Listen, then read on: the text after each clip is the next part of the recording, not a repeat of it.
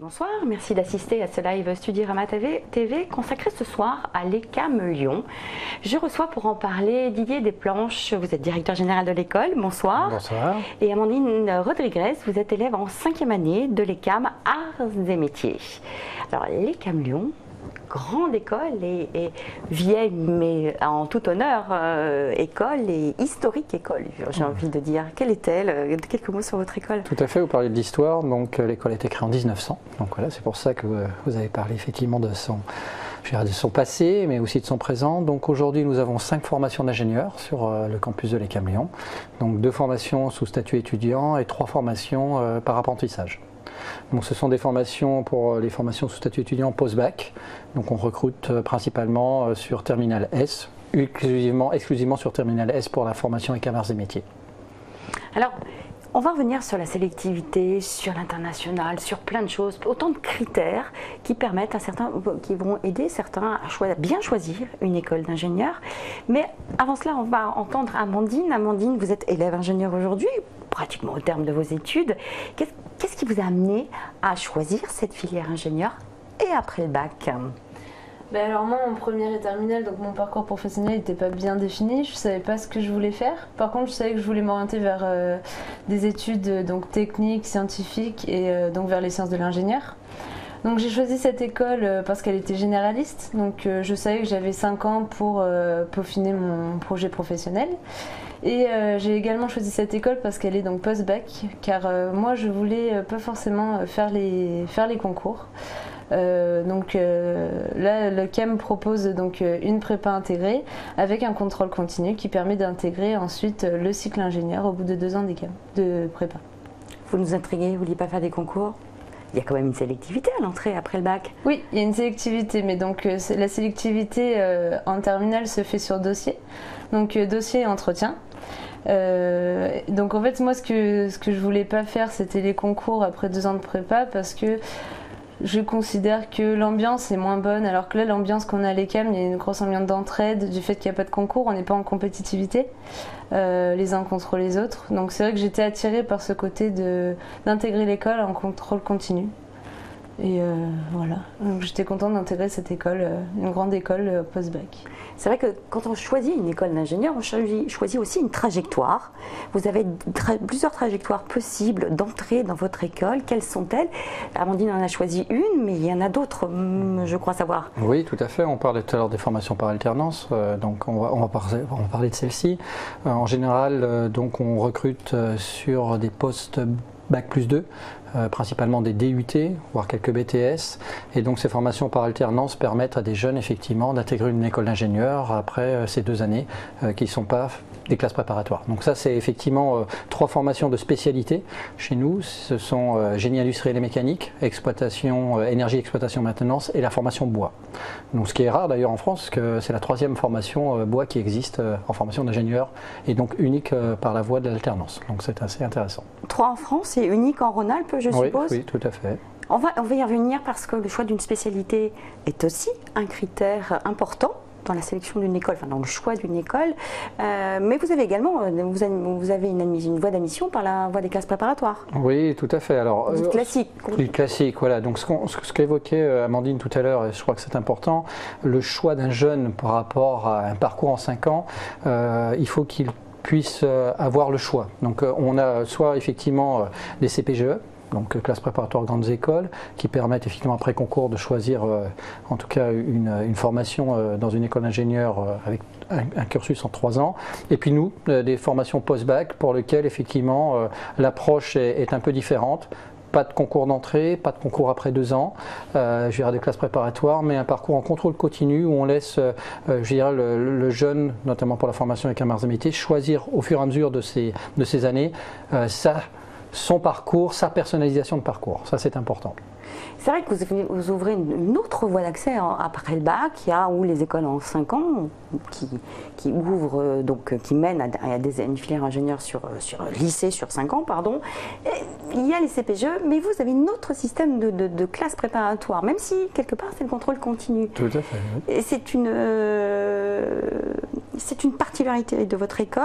Comment se traduit-elle? Parce que je crois savoir que vous êtes avec un lycée lyonnais. Oui, tout à fait. On a en fait, vous avez raison, c'est un modèle un peu particulier parce que c'est une classe préparatoire dont le programme est un programme national, donc PT et PTSI.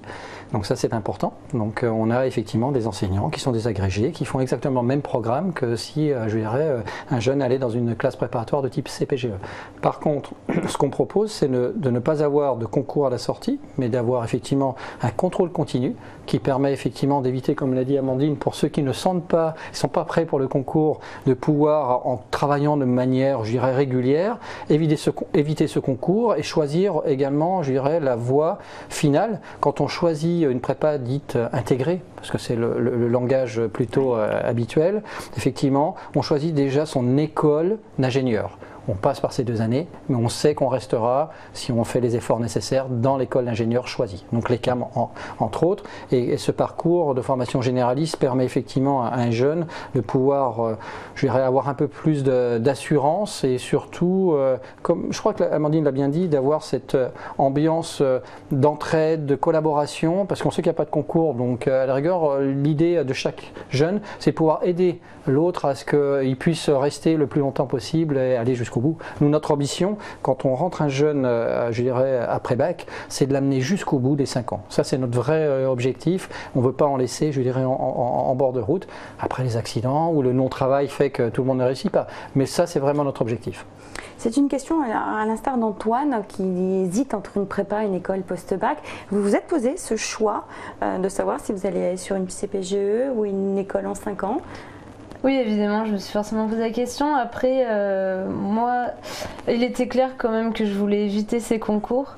Et une fois après avoir fait donc un entretien à l'ECAM, je me suis de suite sentie bien. J'ai de suite senti en discutant avec des étudiants qu'il y avait vraiment un esprit qui se crée dès la prépa et qui reste tout au long des 5 ans. Et donc c'est ça que je voulais retrouver et que j'aurais pas forcément retrouvé dans une prépa classique. Et ensuite j'avais ce stress d'avoir à préparer un concours sans être sûr d'avoir une école derrière, alors que là, si on donne le travail nécessaire, on est sûr ensuite d'intégrer l'ECAM. Donc après un recrutement post-bac, post-prépa, post-bac plus 2 pour l'alternance, Marine vous demande, j'ai vu que vous proposiez une année préparatoire ingénieur pour les bac plus 2, n'ayant pas le niveau nécessaire. Est-ce vrai ? Oui, effectivement. On a créé un modèle particulier il y a 4 ans maintenant, à Bourg-en-Bresse exactement, avec l'aide des collectivités territoriales. On s'est aperçu qu'un certain nombre de jeunes qui faisaient des études post-bac avec 2 années n'avaient pas forcément réfléchi à continuer. Et on s'est dit que notre vocation sociétale, tout simplement, c'était de permettre à ces jeunes de repartir et de rebondir. Donc on leur propose une année dans laquelle on les booste un petit peu au niveau des sciences, mathématiques, physique, et puis ensuite ils peuvent prétendre à entrer dans toutes les écoles. Alors la plupart, bien sûr, avec l'aide qu'on leur apporte, choisissent l'ECAM, mais pas que. Ils peuvent aller dans toute école d'ingénieur et les résultats sont plutôt très positifs parce que pour eux, c'est une forme d'école de la deuxième chance ou de passerelle. C'est pas forcément mûr au bon moment et là on leur donne un petit peu de temps pour se préparer et réussir leurs études. Voilà. Alors, c'est vrai qu'intégrer une école d'ingénieur, donc c'est choisir une trajectoire, c'est choisir parfois un concours, une sélectivité. Est-ce que c'est accessible quand on vient de terminale? Parce que déjà, on a son bac à préparer, ou à réussir surtout, mais en plus, on doit aller vers ces épreuves d'admission. Vous vous souvenez de cet entretien, non, peut-être? Comment ça se passe? Quel est le processus de sélection? Oui, très bien. Donc en fait, donc c'est fait sur dossier. Après, on est admissible à l'ECAM et on va à des entretiens. Donc au cours de ces entretiens, on a forcément des entretiens individuels dans lesquels on rencontre un prof ou un enseignant ou un personnel de l'ECAM. Ensuite, on a donc des petits tests, ce qu'on appelle les tests CAPLA. Donc là, c'est avec des bouts de bois de voix. Il ne faut pas en parler. Pardon. Ah si. Non, les tests CAPLA, je les ai vus, j'ai eu la chance de les voir. Non, mais donc on a des petits tests. On a des petits tests à faire individuels ou en équipe, mais après, c'est plutôt aussi l'occasion de découvrir l'école et d'en savoir un peu plus, d'en apprendre toujours un petit peu plus lors de l'entretien. Et donc ensuite, si on est admis, c'est l'entrée à l'ECAM. Donc effectivement, il y a une petite marche qui se fait entre la terminale et la première année. Mais comme une prépa classique à mon avis. Peut-être je veux compléter aussi sur ce que vous disiez par rapport à la première et terminale. Vous avez raison, les jeunes en terminale sont focalisés sur le bac la plupart du temps, mais on voit de plus en plus des jeunes avec les familles d'ailleurs qui viennent en première, de façon à préparer les choix effectivement qu'ils auront à faire. Et ce qu'on invite nous les familles et les jeunes à faire, c'est vraiment de se rendre dans les écoles, une journée porte ouverte, sur les salons, pour vraiment, je dirais, creuser, comparer. Moi je pense que ce qui est important pour une famille, un jeune, c'est de choisir. C'est difficile à 17 ans ou 18 ans d'avoir une idée très précise, mais c'est de se faire une idée dans l'école ou le lieu où ils se trouveront le mieux. Et que ce projet d'offre de formation corresponde en partie je dirais, à leurs rêves quelque part, ou en tout cas à l'idée qu'ils se font de leurs études. Donc ça c'est important. Donc il faut le préparer très tôt, dès la première, terminale, revenir et finaliser son projet, et ensuite passer le processus effectivement de sélection. Alors processus de sélection, c'est bien sûr des entretiens, mais on regarde aussi, moi je me place du côté du recruteur quelque part, c'est en général, quand les bulletins de première et terminale qui sont regardés sont bons, quand ils ont, je dirais, passé ce premier filtre, qui viennent aux entretiens, c'est qu'on sait qu'ils ont la capacité intellectuelle à pouvoir intégrer l'école. Voilà, on sait qu'au niveau intellectuel, ça le fera. Ce que je regarde également, ce que nous regardons dans les jurys, c'est aussi l'adéquation entre la description du projet qu'ils nous en font et nous, ce qu'on va offrir. Donc ce qui est important, c'est de voir si le jeune qui vient chez nous va accepter nos valeurs, la façon dont on fonctionne, qu'il a l'esprit effectivement d'intégration. Amandine précise souvent l'esprit de l'ECAM et qu'elle s'y sent bien. On choisit aussi ces jeunes par rapport à cela. Il faut que le jeune adhère à notre projet. Et ça, c'est fondamental. Alors, sélectivité, choix d'une trajectoire, s'informer tôt, manifestement, je vous le rappelez, se préparer quand même à aborder ces épreuves donc après la terminale. Est-ce que vous avez des petits conseils à leur donner? Et vous-même, comment avez-vous fait au cours de votre terminale? Est-ce que vous avez répondu à un calendrier? A fortiori, quand APB est venu bousculer les cartes, parce que vous étiez déjà sur APB? Oui. Donc vous avez eu cette fameuse inscription du choix du 20 janvier au 20 mars. Oui, alors moi ce que je peux conseiller, concernant mon cas, c'est vrai qu'en terminale je pense que j'étais assez perdue, je ne savais pas vraiment vers quoi m'orienter. Donc le plus gros conseil que je peux donner, c'est vraiment de faire des salons et des portes ouvertes, parce que c'est là où on discute avec des étudiants, c'est là où on découvre des formations qu'on n'aurait pas imaginées par exemple. Et notamment faire des portes ouvertes, c'est assez important parce que c'est là où on découvre l'environnement aussi dans lequel on va être. On est encore, quand on est en première terminale, on est encore chez nos parents, donc c'est aussi choisir une école, ça peut être aussi changer de ville, donc partir de chez ses parents. Donc moi c'est lors de mon entretien à l'ECAM aussi où je me suis dit ici je m'y sentirais bien, la ville de Lyon que je connaissais pas du tout, donc ça aurait pu être assez impressionnant. Finalement, quelque chose en est sorti en discutant avec d'autres élèves que j'avais pu croiser sur le campus. C'est là aussi on se rend compte de l'ambiance aussi. Et je pense qu'après donc le choix de l'orientation et le choix d'une formation, c'est important de se sentir bien et de trouver l'ambiance et d'y être bien. Parce que c'est après tout dans ce cas-là, c'est après tout pour 5 ans. Donc c'est vrai que c'est important. Exact, choisir une école, c'est choisir un cadre de vie, des locaux. Vous êtes particulièrement bien implanté au cœur de Lyon. Souvent les écoles sont externalisées, mais vous-même, vous avez donc choisi d'y rester et de faire profiter cette vie associative, avec une vie associative débordante et une résidence étudiante, ce qui n'est pas commun à toutes les écoles. Non, vous avez raison, effectivement. Alors sur le campus, effectivement, au cœur de Lyon, c'est un choix, je dirais, des prédécesseurs qui effectivement avaient fait ce choix sur la colline de Fourvière à Lyon. On y est très bien. Et effectivement, aujourd'hui, on milite pour développer ces campus au cœur des villes parce que les jeunes ont besoin aussi de retrouver une vie en parallèle de leur vie éducative ou vie pédagogique. Donc ça c'est un premier point qui est une vraie richesse pour eux. Ça facilite aussi, ça rassure les parents quelque part. Il y a les moyens de transport qui sont effectivement aussi plus accessibles. Et puis ce que vous évoquiez, la résidence, ça c'est un élément fondamental pour notre projet. On évoquait tout à l'heure la solidarité, l'entraide au niveau des jeunes, surtout en classe préparatoire, qui est quand même, je dirais, il y a une quantité de travail importante. Il faut effectivement qu'on leur permette aussi de travailler ensemble. Et une résidence, quand on a des horaires assez larges sur toute la journée, ça permet le soir de se retrouver, de travailler en collectivité, en communauté. Et ça permet aussi de s'entraider beaucoup plus facilement et de vivre la proximité. Je pense que Des caractéristiques de notre école, c'est la proximité qu'on peut essayer de créer alors, entre effectivement les élèves, la proximité entre les enseignants également et je dirais, les élèves, l'administration, tout ça est un tout. Et une résidence sur un campus, vraiment au cœur de notre campus, parce qu'il est vraiment implanté au milieu des bâtiments je dirais, scolaires ou universitaires, c'est vraiment un vrai plus pour notre école.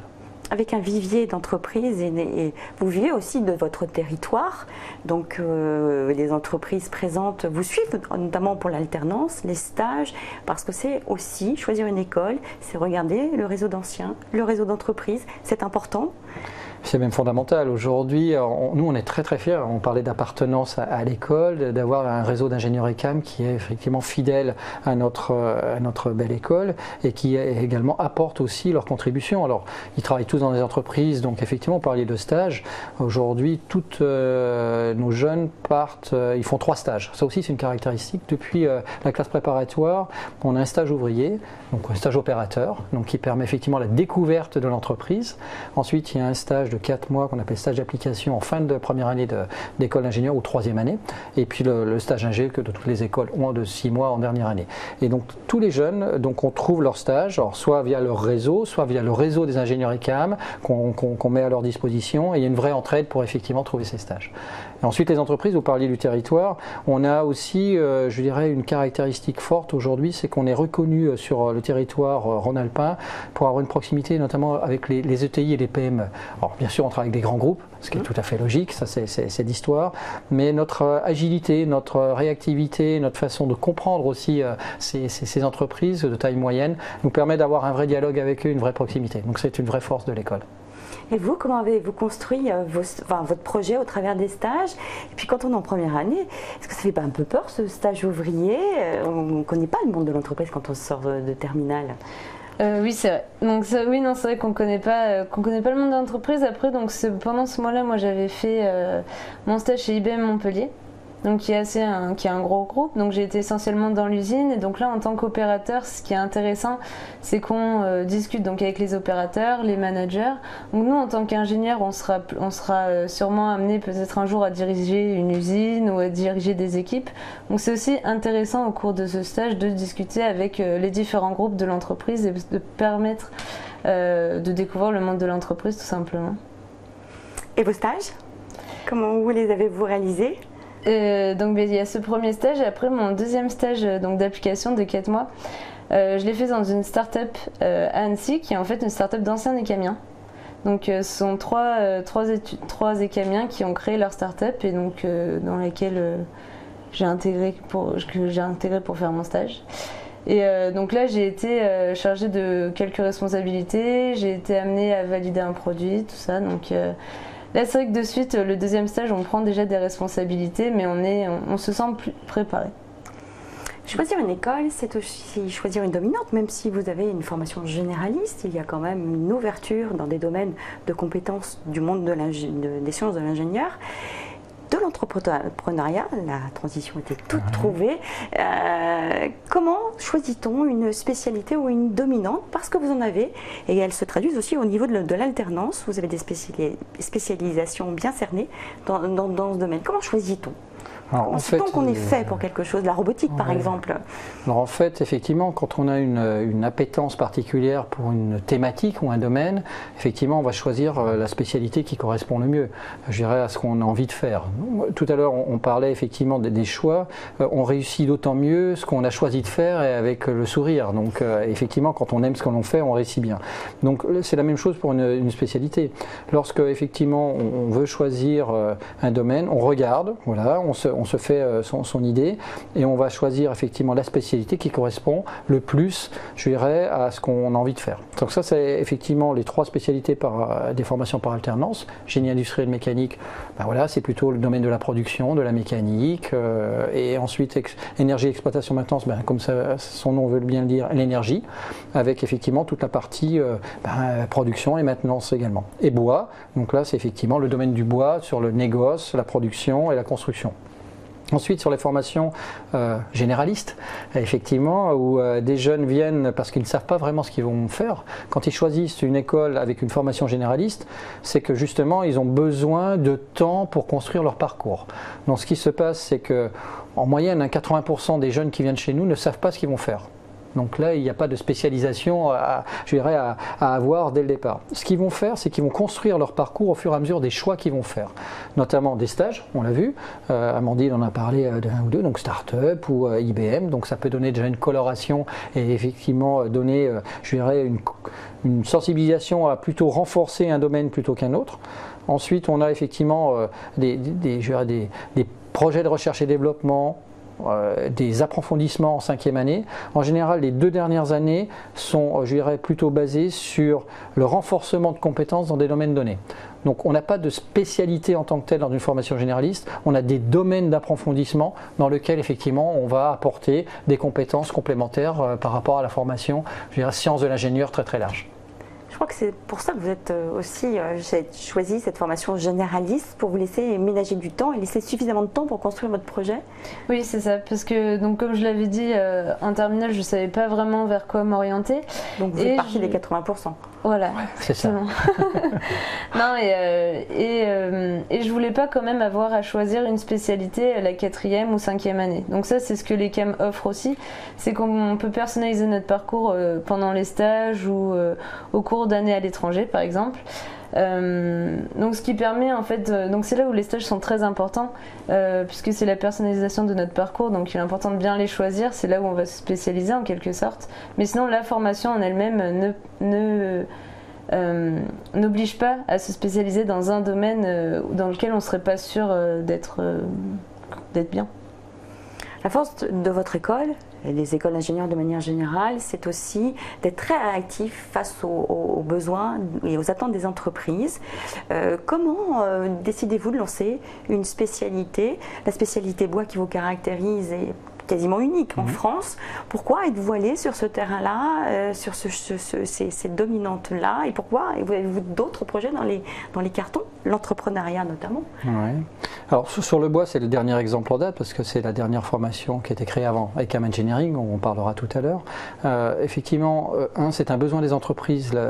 L'ensemble des entreprises du secteur bois s'organisent dans des fédérations et les fédérations avaient mis en avant dans des rapports, il y a eu plusieurs rapports décrits en disant il nous faut des cadres dirigeants dans le secteur bois pour pouvoir effectivement organiser et développer ce secteur qui est un secteur important pour la France. On a un des premiers pays, en termes de couverture forestière en Europe, donc il fallait effectivement prendre cela en compte. Donc ces fédérations ont émis un cahier des charges en disant voilà, il nous faut des ingénieurs dans le domaine du bois. Donc nous, on a une formation arts et métiers dans laquelle les matériaux ont toujours été très importants. Alors le matériau métallique, les matériaux polymères et le matériau bois fait partie effectivement du panel de matériaux qu'on doit pouvoir offrir. Et donc on avait 2 choix, effectivement, soit dans la formation ECAM arts et métiers, ajouter la thématique du bois comme un matériau supplémentaire à ce que l'on fait déjà, ou créer une spécialité effectivement dans le domaine du bois qui donnait effectivement sur 3 ans, après un recrutement Bac+2, une dominante très forte, une spécialité. Et donc on a fait ce choix et les pouvoirs publics nous ont suivis, la commission des titres d'ingénieur également a validé bien sûr cette formation et on est arrivé effectivement à proposer une formation qui s'appuie sur des fondements scientifiques, arts et métiers, sciences de l'ingénieur. Voilà. Et on a rajouté la thématique du bois avec toutes ses caractéristiques, depuis la forêt, la connaissance du bois, jusqu'à sa transformation, première transformation en particulier. Cela veut dire qu'aujourd'hui, un candidat qui rentre dans votre école peut-être avoir une autre spécialité dans 5 ans, puisque vous faites évoluer en permanence vos programmes. Il y a peut-être des spécialités qui ne sont pas encore créées chez vous et qui peuvent être amenées à l'être? Oui, tout à fait. Vous parliez de l'entrepreneuriat tout à l'heure. Ce qui se passe, c'est qu'aujourd'hui, on doit être à l'écoute du monde. Le monde bouge très vite aujourd'hui, on le sait, donc il va à une vitesse des fois un peu trop rapide, même pour ceux qui ont à le suivre.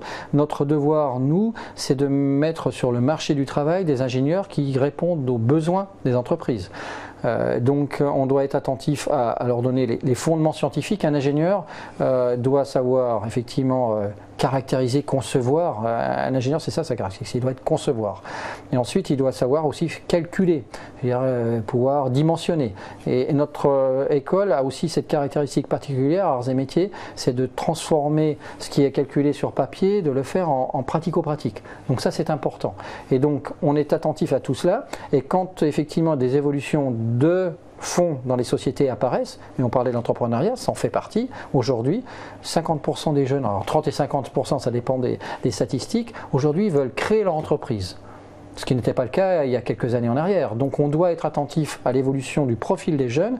Et aujourd'hui, on a un incubateur, on a la création d'un Fab Lab, voilà, avec tout ce qu'il faut pour qu'un jeune puisse commencer à débuter dans cette approche entrepreneuriale qui fera partie de toute façon de son métier à venir, parce qu'on crée on forme des entrepreneurs mais aussi des intrapreneurs.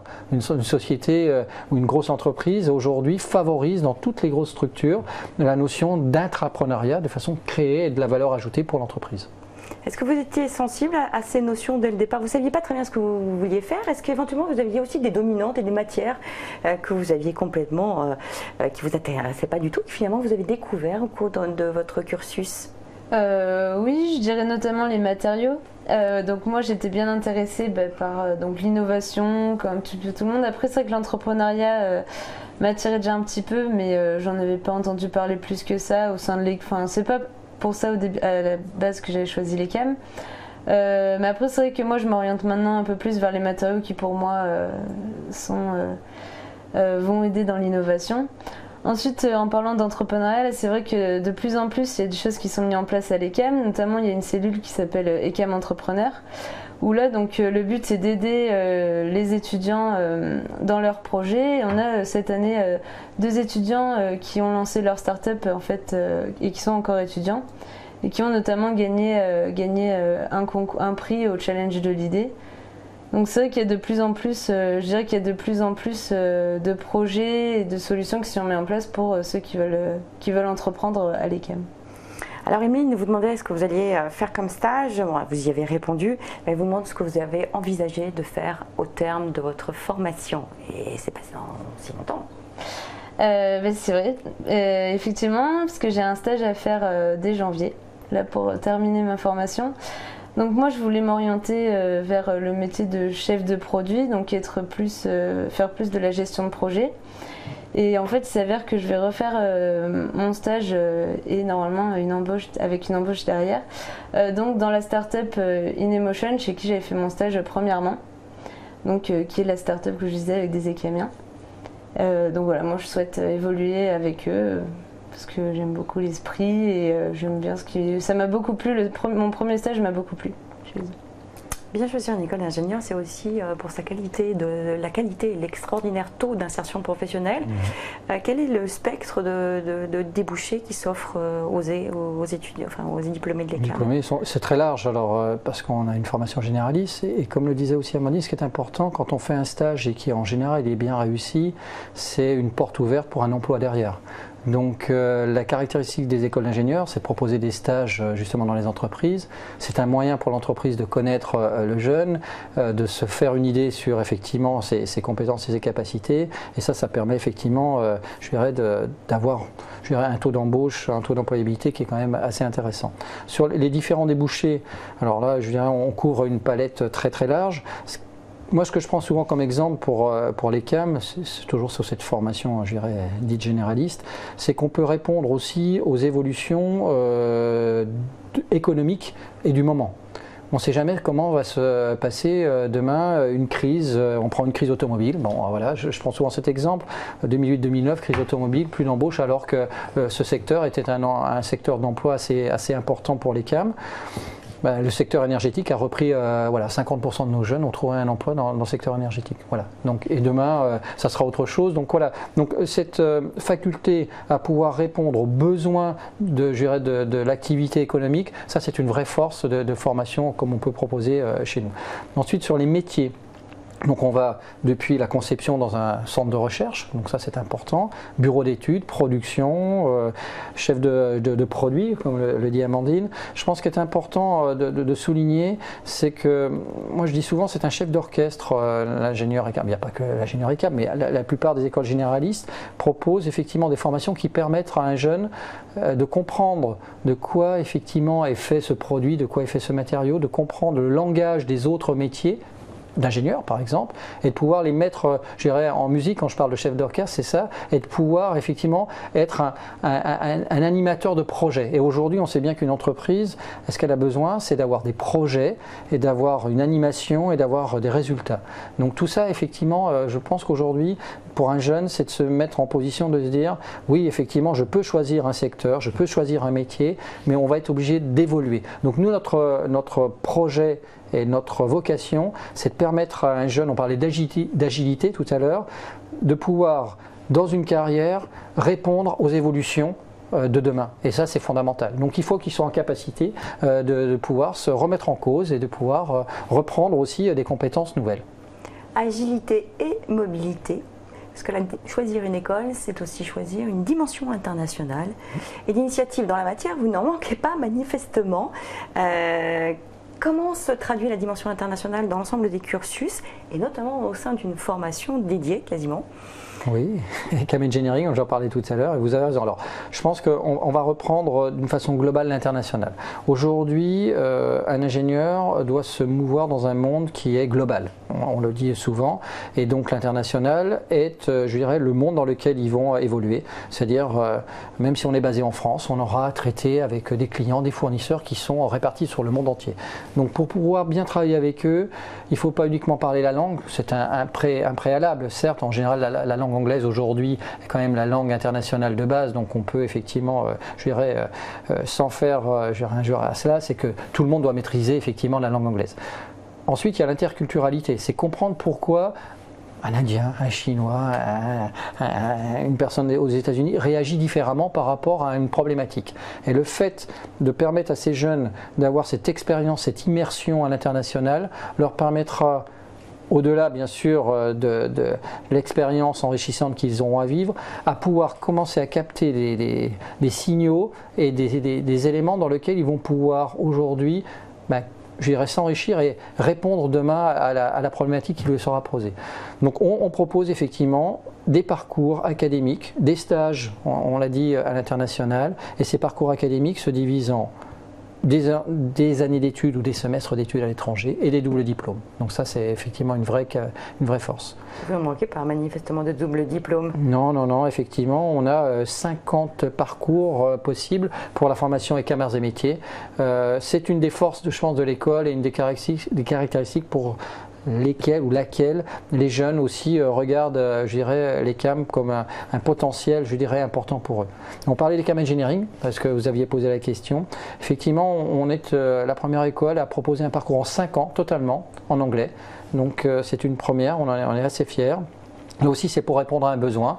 Notre objectif, c'est de pouvoir accueillir des étrangers en plus grand nombre en France. On a un beau pays, on a un système éducatif qui est plutôt performant, et un des freins aujourd'hui au développement de l'accueil d'étudiants étrangers, c'est qu'effectivement le français est une belle langue, mais ce n'est pas forcément la langue internationale. Donc il faut proposer aujourd'hui des parcours en anglais. Donc beaucoup d'écoles font des parcours d'un semestre, d'une année.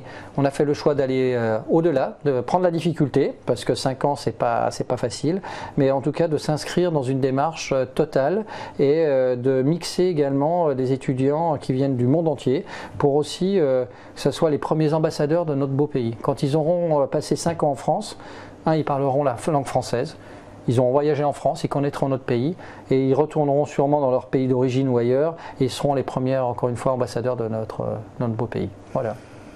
Et vous, Amandine, comment avez-vous vécu ces expériences internationales qui sont venues enrichir votre CV? Où êtes-vous allé? Quelle zone géographique avez-vous choisi? Alors moi, j'ai fait le choix de faire une année d'études à l'étranger, donc en Pologne. Donc j'ai fait ma 4e année dans une université polonaise. Donc ça a été pour moi tout d'abord un enrichissement autant personnel que professionnel. Donc ça m'a permis de m'ouvrir l'esprit, donc une grande ouverture d'esprit. Ça m'a permis de travailler aussi sur beaucoup de projets avec des étudiants venus du monde entier, donc ce à quoi je serai amenée à faire également dans ma vie professionnelle. Ça a été un apport aussi pour la langue, parce que j'ai parlé donc anglais pendant 1 an, puis j'ai aussi découvert le polonais, la culture polonaise et également la culture des pays de l'Est. Et ça a été la découverte d'un nouveau système universitaire, donc, parce que les universités polonaises sont différentes de notre école en France. J'ai également pu personnaliser mon parcours ECAM et faire des cours qui n'auraient pas forcément été proposés à l'ECAM. Donc ça a été un grand enrichissement et ça a permis d'affiner aussi mon projet professionnel. Choisir une école d'ingénieur, c'est faire fi des idées reçues. Vous démontrez que les jeunes filles ont toute leur place dans ce monde d'ingénieurs et les écoles se militent pour accueillir davantage de jeunes filles. Que pouvez-vous répondre à ceux qui prétendent que les écoles d'ingénieurs sont réservées qu'aux hommes? Je ne saurais pas répondre à Amandine peut-être après, mais... Vous êtes nombreuses? On est pas mal. Donc les garçons, vous diront qu'on n'est jamais assez, mais non, on est de plus en plus. Et après, c'est vrai qu'en tant que fille, finalement, c'est les idées reçues. Est-ce que c'est un monde masculin? On n'est pas non plus dans une usine. C'est pas comme si on était lâché dans une usine au milieu de mécano en bleu de travail. Donc c'est vraiment, il y a toujours, je reviendrai sur l'esprit de famille ECAM, tout ça, mais ils prennent quand même soin de nous. Et il y a quand même des filles. On arrive quand même à se faire des groupes de filles.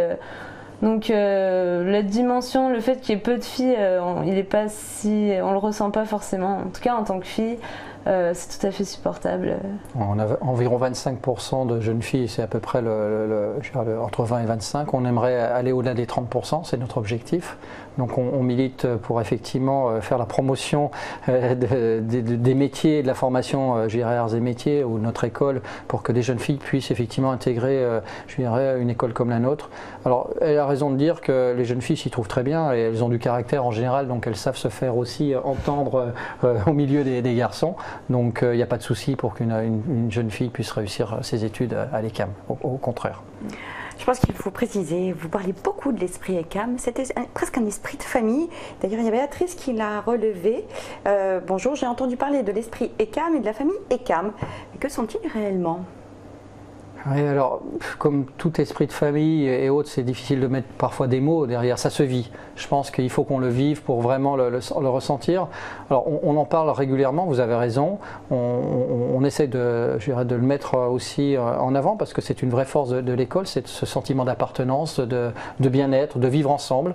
Donc ça, c'est important. Mais ceux qui en parlent le mieux, c'est les élèves qui passent, leurs années chez nous. Et en général, moi je vois des anciens, on va dire, qui reviennent, et ils ont toujours effectivement cet attachement à l'école parce qu'on a essayé de les mettre dans les meilleures conditions. Je pense que ce qui est important, c'est encore une fois, c'est de voir qu'un étudiant, c'est un être à part entière avec toutes, je dirais, ses facettes. Moi, je parle souvent d'éducation en même temps, c'est-à-dire qu'on est aussi le prolongement quelque part de la famille pour éduquer. Donc ça aussi, ça fait partie de l'esprit de famille. Quand on est, je dirais, dans une famille, on a des parents, on a des frères, on a des cousins, on a tout ce qu'il veut, et on vit des moments ensemble. Donc ça, c'est ce qu'on essaie de créer, vivre des moments intenses. Donc ça, c'est vraiment important. L'entraide, c'est-à-dire qu'on sait qu'on peut compter sur un membre de sa famille. Donc quoi qu'il arrive, on parlait des stages, on parlait tout à l'heure des classes préparatoires. Il y aura toujours effectivement le copain, le collègue qui sera là pour aider. Et puis je pense la proximité même du corps professoral, de l'administration. Moi, je passe beaucoup de temps avec ces jeunes. J'y prends énormément de plaisir. Et donc je pense que c'est des moments de partage. Donc voilà, c'est tout ça en fait. Quelles sont les valeurs auxquelles vous avez adhéré aux valeurs de l'école, mais est-ce qu'il y en a une qui vous touche plus particulièrement? Et entre nous, est-ce que vous avez vraiment envie de partir à la fin de l'année? Non. Non, si, bon, on a forcément, après avoir tout ça, on a forcément envie aussi d'avoir notre vie professionnelle. Après, pour redire un peu ce qui a été dit, c'est vrai que ce qui est important à l'ECAM, c'est l'entraide. Et moi, je dirais que c'est énormément la proximité qu'on a, donc nous, entre étudiants et les professeurs et le corps professoral entre eux. Mais surtout aussi, il y a une grande proximité entre la direction des études et les étudiants. C'est-à-dire que les étudiants, on sait qu'on est très écoutés. Si on a un projet à proposer, on sait qu'ils qui sera écouté et étudié en tous les cas. Et après, il reste une solidarité aussi entre donc, les anciens diplômés. Il y a souvent des promotions, même des promotions de 50, 60, 70, des années 50, 60, 70, qui reviennent à l'ECA. Mais c'est vrai qu'il y a, nous, quand on recherche des stages, on n'hésite pas à faire appel à d'anciens diplômés qui prennent le temps de répondre. Il y a beaucoup d'intervenants qui viennent nous faire part de leur expérience. Donc c'est vrai que pour dire esprit ECAM, famille ECAM, je dirais c'est beaucoup d'entraide, de solidarité. Et en fait, c'est vrai qu'il n'y a pas besoin forcément de se connaître pour s'aider. C'est-à-dire que voilà, quelqu'un à qui je demanderai de l'aide, qui aura été promu dans les années antérieures, il sera là à me répondre et à prendre du temps pour aider. L'esprit de corps des écoles est toujours prégnant. Ouais, l'esprit de corps des anciens, l'esprit... Oui. Mais ça va au-delà de l'esprit de corps, parce qu'effectivement, il y a certaines écoles qui effectivement mettent en avant, effectivement, cet esprit. On en connaît, les grandes écoles en France. Pour les connaître un petit peu, effectivement, c'est très prégnant. Vous avez raison, dans les écoles d'ingénieurs en France. Ce qu'on essaye d'apporter également, c'est au-delà de l'esprit de corps, c'est vraiment le plaisir. Je veux dire, il ne faut pas que ça soit, je dirais, mécanique. Voilà. Il faut que ça vienne naturellement. Et ce naturel se crée, encore une fois, par tout ce qu'on met en place. Elle parlait effectivement de projet d'écoute. Un des éléments fondamentaux de notre projet éducatif ou pédagogique, c'est l'écoute. Et ça, c'est important parce qu'un jeune doit pouvoir aussi se construire par ses propres expériences et par ce qu'il va faire.